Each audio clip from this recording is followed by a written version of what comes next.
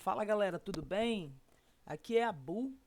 Eu tava aguardando minha garganta melhorar um pouquinho, mas pelo visto vai demorar. Então eu vou gravar esse vídeo com a voz um pouquinho mais rouca aí. Peço perdão, alguma tossida que eu der durante a gravação. Mas assim, eu não posso deixar de comentar, né? Tô terminando de ver Legends of Zanhai, que é, é o drama que está batendo todos os recordes. É um drama que, apesar da audiência brasileira ainda não ter aquela paixão, né? No geral, assim, é um drama muito inteligente, é um drama muito. O roteiro, ele não deixa a bola cair em momento nenhum. E aí eu tô trazendo para vocês, eu tava assistindo, eu fiquei pensando, falei, gente, tem uma coisa aí pra gente abordar. E aí o tema do vídeo de hoje é o que The Glory, com a Shandolin, né, do ITV, e Legends of Zanhai tem em comum. Aí tem aquela propagandinha, né? Segue a gente, a maioria da galera segue a gente pelo Instagram, a lojinha do Templo da Montanha, e o YouTube fica mais para esses vídeos maiores, que eu gosto de falar bastante, né? Então, o que esses dois dramas têm em comum? O primeiro drama que foi lançado foi esse daí, né? O The Glory da Chandulin, que fez muito sucesso. É um drama baseado na obra do mesmo autor de The Double, né? E da mesma autora de The Double. E nós tivemos assim um drama de vingança, como a visão do drama era a visão da protagonista. The Glory tem um quê mais feminino, que é a relação dela com a família, que é a relação dela depois com quem ela vai casar, o figurino. E uma das coisas que a gente já fala de cara aqui, que tanto The Glory como Legends of Zanhai, os dois se passam numa dinastia Ming fictícia. Eu tô falando isso para vocês há algum tempo, né? A China não gosta de distorção histórica, tá? De do cinema ou da televisão, mesmo com liberdade artística, liberdade de criação, mostrar fatos históricos que não são fatos históricos, que não ocorreram.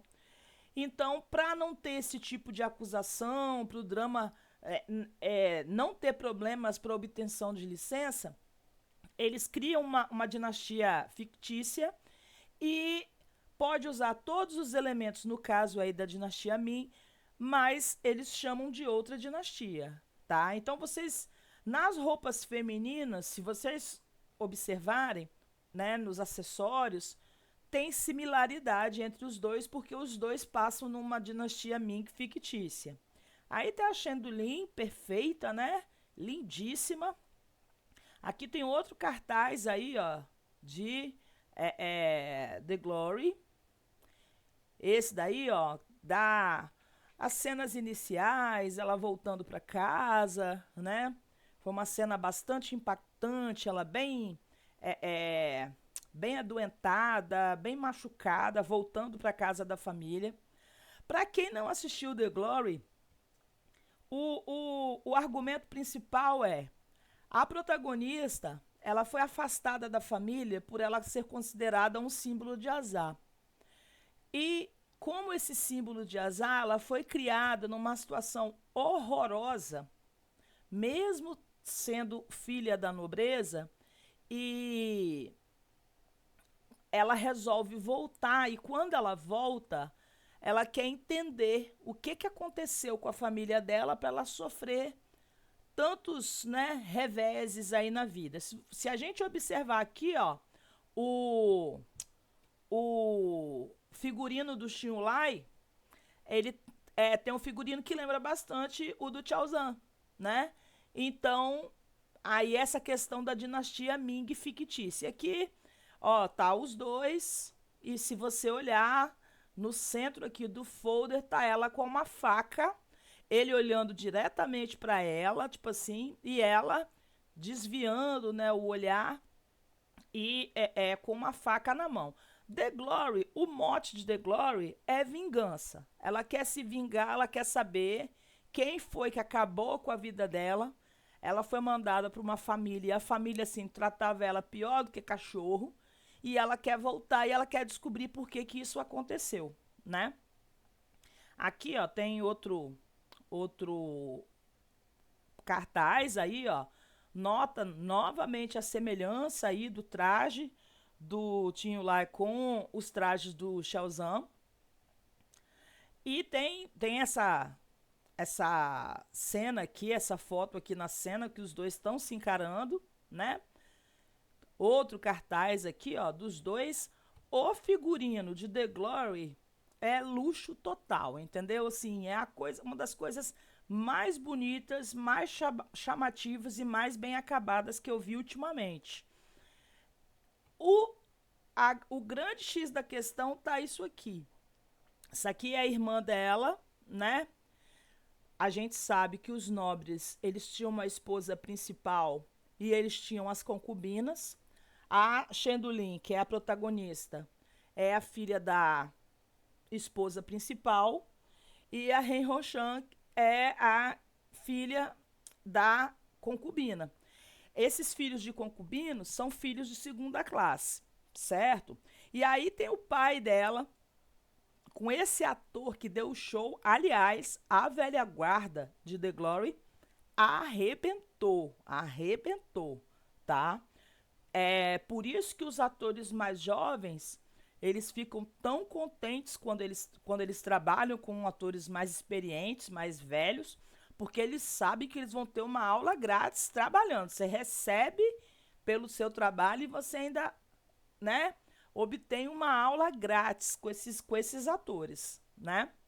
Esse pai, o que que acontece? Eu vou trabalhar mais nas imagens de Legend of Zanhai, porque o argumento que eu estou tentando defender, ele fica mais óbvio em Legends of Zanhai. O que que acontece?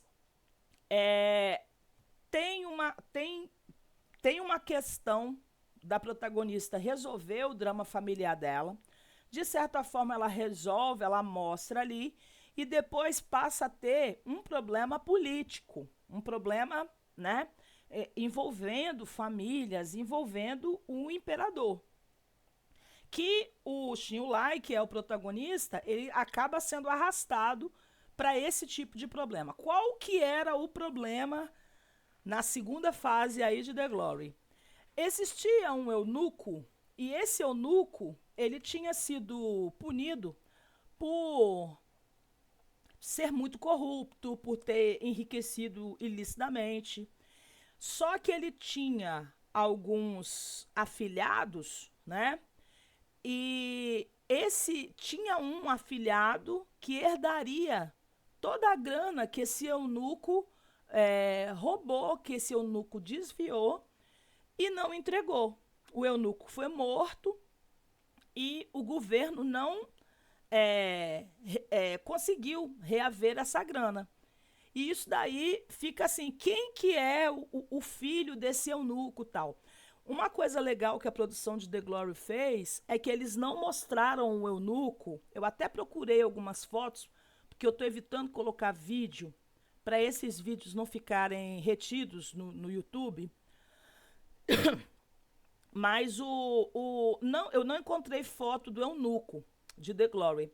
Mas eles mostraram, porque eles só mostraram um contorno, só mostraram uma sombra, mostraram a voz. Não dá nem para saber quem que era o ator que estava interpretando. Então, assim, eles fizeram uma coisa assim bem até meio sobrenatural assim para ele, como se fosse uma visão, como se fosse uma miragem, que ficou muito legal. Aqui tem o Shinulai, né, novamente, o protagonista de The Glory. E aí entra onde eu vou falar mais assintosamente dos eunucos, tá? Então, olha só, o que The Glory e Legend of Zanhai têm em comum, primeiro, é a questão da ambientação ser na dinastia Ming, uma dinastia Ming fictícia. O segundo é a questão que mostra a ação dos eunucos nesse período. E, gente, olha só. Esse tem o Tchau Jan lá em cima e embaixo aqui tem o Shin Mi-chan.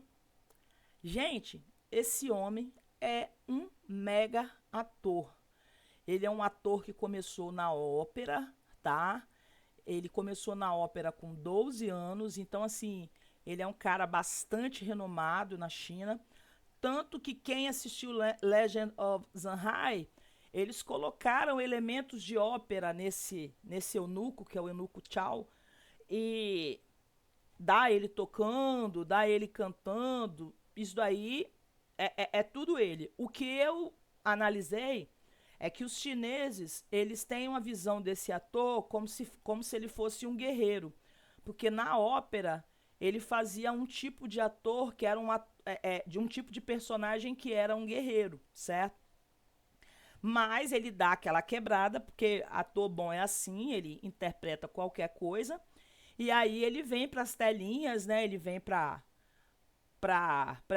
gente, que é o público externo da China, como esse eunuco, o cara cheio de esquema, o cara cheio de tramóia, né? Aqui tem o Chao Jan, que é o protagonista, que está indo muito bem nesse drama, muito bem mesmo. Já falei várias vezes e acho que é o melhor papel de Chao Jan, tá? A protagonista é a Jan Ji, que tá muito boa no papel, tá? Ela é uma protagonista, mas é uma protagonista de apoio. O papel dela vai crescendo da metade do drama para frente. E uma coisa bastante interessante é que, parecido com o argumento de Dendinius Wan, é, ela que é a guerreira. O Zanhai, ele não luta nada. Ele é estrategista, ele é inteligente, ele é um diplomata, ele esconde emoções. Na hora do vamos ver, na hora da luta, quem luta é ela, entendeu? Então, assim, eu até fiquei. Parei umas cenas, olhei aí. Se colocaram dublês, e colocaram, né? Colocaram uma dublê muito parecida com ela, ou então essa atriz fez muitas cenas de ação, tá? Que tá muito legal. Outra coisa bastante interessante em Legend of Zanhai é o Marquês, que é interpretada pelo Huang Jue. Gente, esse homem, a atuação dele é tão boa, tão boa, tão boa, que quando a gente vê o desfecho do personagem, a gente se emociona, mesmo ele sendo o cara mauzão, o cara que prejudicou o protagonista, né? Esse ator, ele conseguiu, assim, despertar grandes emoções no público. E, assim, é uma figura que eu vou realmente vou seguir. Eu tenho essa mania, né? Quando eu vejo um ator, uma atriz legal, eu começo a olhar a filmografia deles e já vou pegando os dramas mais antigos, assim. Esse é o Huang Jue, é um que eu vou seguir, porque o cara realmente é bom. Eu tinha visto ele em Reset, nem lembrava dele em Reset, e agora ele, né, me marcou em Legends of Zanhai. Aí aqui tem o Marquês aí, à direita, e à esquerda, meio desfocado, o eunuco Chao aí, ó. E aí, o que acontece? Isso daí é o ponto de interesse que eu queria discutir com vocês. A visão que nós temos dos eunucos, essa visão baseada nos dramas, ela é uma visão fortemente influenciada pelo confucionismo. Essa versão que eles dão para os eunucos é uma versão muito influenciada pelo confucionismo. Por quê? Porque, olha só, é, os eunucos, eles sempre, praticamente, eles sempre existiram na história imperial chinesa. Lá na dinastia Zhou, eles começam a surgir. Abu, que é um eunuco, né? O que seria um eunuco? Gente, olha só. O eunuco, ele é um cara castrado, pode ter dois tipos existia dois tipos de castração, que era a castração total, onde eles arrancavam o pênis, né? Arrancavam tudo lá. E a castração parcial. Na total, arrancava o pênis e o testículo, na parcial, só o testículo. Só que a castração mais comum na China era a total. E essa castração total levava, assim, além de ser fisicamente um ato de barbárie, levava ao menino ter problemas seríssimos, né? Psicológicos, problemas físicos, problemas assim. Um dos problemas que os eunucos tinham é que eles, por ter problema no canal urinário e tal, eles tinham uma forte incontinência urinária, eles tinham que usar algodão, é, é, uma espécie de tecido, porque o xixi vazava. Então, assim, eu não sei se vocês notaram, mas em vários dramas, quando fala de alguma coisa palaciana, né, de alguma coisa assim, intramuros, eles sempre estão xingando os eunucos de alguma coisa, e tem sempre um xingamento assim, eunuco fedorento. Uma das coisas que realmente existia era os eunucos, eles poderiam feder a urina porque ficava vazando e eles não tinham, às vezes, a facilidade para trocar as vestes, né? É, para quem assistiu Yangtze Palace, a gente vê que o Tianlong, ele trata o eunuco dele, que é um eunuco bem bonzinho, assim, trata ele meio agressivamente, as pessoas xingam os eunucos, então, assim, era uma figura bastante controversa. Mas o que, que acontecia? Por que, que as famílias faziam isso? A castração, ela poderia ser ocorrer com um homem adulto, tá? Que o cara, deixa eu mudar a figurinha, senão eu esqueço aqui. É, poderia ocorrer com um homem adulto numa forma de penalidade, mas os eunucos é, que acompanhavam a nobreza eram meninos castrados na infância, desde jovens, né? E para o confucionista, existir o eunuco era uma coisa assim antinatural para o confucionista. Por quê? Porque o confucionista ele não aceitava nem que se cortasse o cabelo, não aceitava tatuagem, porque eles achavam que o corpo era uma coisa, era um presente dos ancestrais e dos pais, que você não poderia fazer uma modificação. Então, assim, se uma galera não considerava nem cortar cabelo, que dirá cortar o pênis e o testículo, né? Então, assim, para o confucionista ser um eunuco era desrespeitar os ancestrais. Eles achavam que o eunuco ele ameaçava a ordem moral. Por quê? Porque o confucionista, a ideia do confucionismo é o seguinte: eles se apoiavam muito na chamada meritocracia. E essa meritocracia não é a meritocracia da nossa extrema-direita, hein, gente? Por favor.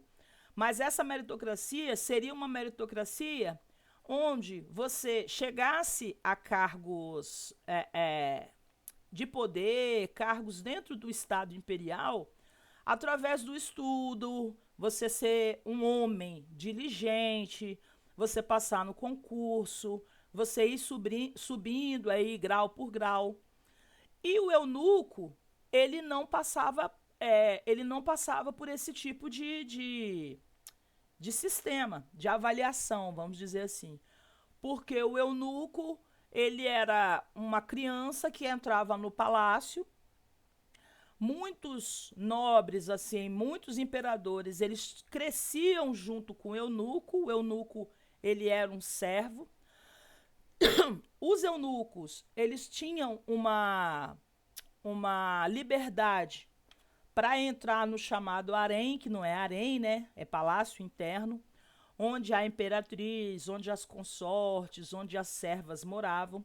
Então, o eunuco, ele era um servo masculino, né, que teria mais força física do que as servas, e ele não traria problema, porque nenhum filho desse harém, desse palácio interno, poderia ser de um eunuco, porque os eunucos eles eram castrados. Então, para você servir nesse palácio interno, onde ficava a imperatriz, onde ficavam as mulheres, né, do imperador, o cara tinha que ser castrado. Então, esses eunucos, eles acabavam tendo uma proximidade muito grande com o poder. E um dos problemas que a dinastia Ming teve foi realmente essa questão da corrupção causada pelos eunucos, né?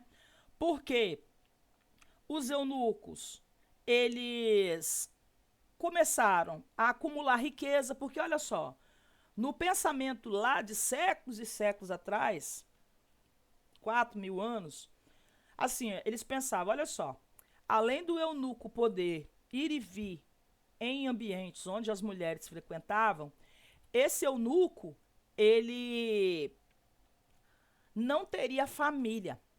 Então, como ele não tem essa questão de descendência, ele não vai roubar. Era o que se pensava, né?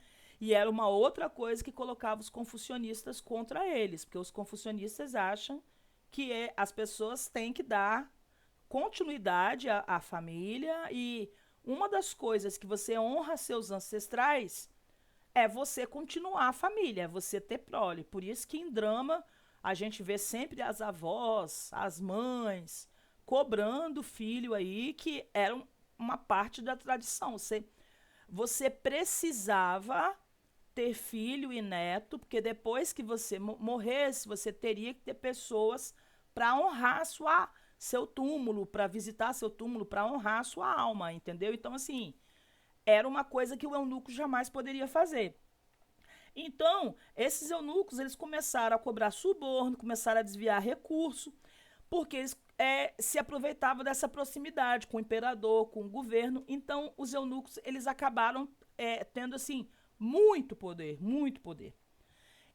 Aí tá rapidinho aí que apareceu, essa daí é a atriz chamada Yunnan, né, que é a rainha de Dongxia, que é um estado aí que foi dominado pela dinastia Yong, do drama Legend of Zamhai.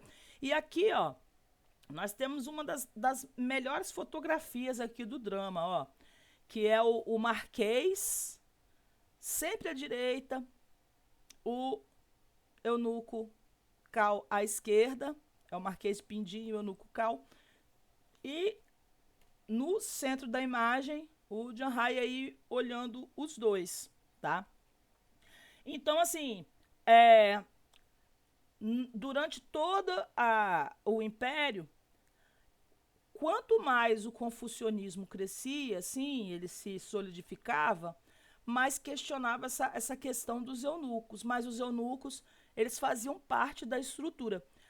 Abu, só o imperador, só o palácio tinha eunuco? Não, os eunucos eles poderiam servir em outras funções. Teve até um eunuco muito conhecido como marinheiro, só que para você manter um eunuco era muita grana. Então não era muito comum que mesmo as famílias nobres tivessem um eunuco. Então o cerne mesmo onde os eunucos ficavam, no caso aqui da dinastia Ming, seria realmente a cidade proibida, onde o imperador morava aí.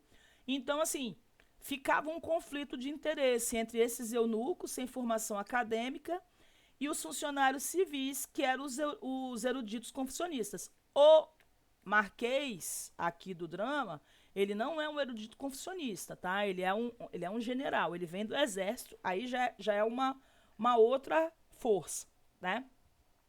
Aqui, ó, tem ele. Gente, tem cenas desse homem que, assim, são perfeitas, tá? Você vê, como eu falei no início, o ator aqui, que é o Xi Minchan, ele tem uma tradição na ópera, então tem momentos dele tocando, tem momentos dele cantando, que é muito legal. Só que o que que acontece? Os dramas de hoje em dia, eles tendem a apoiar essa visão confucionista, entendeu? É, coloca esse eunuco ou muito submisso, quase meio bobo, assim, próximo dos imperadores, ou caracteriza os eunucos como corruptos e como imorais. No caso de The Glory e no caso de Legends of Zanhai, é essa a segunda opção. Os eunucos são vistos como corruptos e como imorais, tá? Então, assim, uma das coisas que a gente tem que entender, uma coisa que eu sempre falo, né, como historiadora e como professora de história, é que o drama, ele pode ser um drama, a produção, ela pode ser uma produção histórica, mas vai trazer uma visão que é uma visão atual. Então, assim, na visão atual, a, a visão que hoje o drama, né, 2025, passa sobre os eunucos, a maioria deles vai apoiar essa questão dos eunucos serem corruptos, desviar a grana, aí. Aí aqui tem ele, né, na sessão mesmo, né, na sessão no Palácio do Imperador aqui. E uma das coisas que dizem, né, que os pesquisadores dizem, que foi minando a dinastia Ming, que é a dinastia que realmente existiu, foi esse poder que esses eunucos passaram a ter. Porque o que, que acontece? Quando o imperador era um cara forte, que ele impunha as ideias dele, ok, o eunuco ficava ali, era um apoio para ele. Mas quando o imperador ele era mais leniente, ele era mais preguiçoso, ele acabava deixando esse governo na mão desse é, é, eunuco, e o eunuco acabava sendo assim uma ponte entre a corte e o imperador, porque tudo que chegava no imperador passava na mão do eunuco. O legal é que em Legends of Zanhai, esse eunuco Chao aí, ele fala que ele é o portador do selo. É, né? O que, que seria o selo? É aqueles carimbos, né? Todos os documentos oficiais têm que ter aquele carimbão lá vermelho. Então, assim, tudo o que o imperador fosse carimbar, que ele fosse escrever, documento que ele fosse criar, ele tinha que chamar esse eunuco que trazia o selo. Ou seja, o eunuco ele tinha acesso a tudo que o imperador fazia, né? E é isso daí que Legend of Zanhai quer mostrar e que The Glory mostrou também. Só que The Glory, como não mostrou, enfatizou o eunuco vivo, né? Só mostrou a caça, né? Das consequências da ação desse eunuco, a gente não vê. Mas é o mesmo tipo de personagem, vocês estão conseguindo entender? E aí, ó, para finalizar, tem uma foto maravilhosa, que é o eunuco Chao aqui. E uma das filhas dele, é porque aí tem a questão da tradução, né?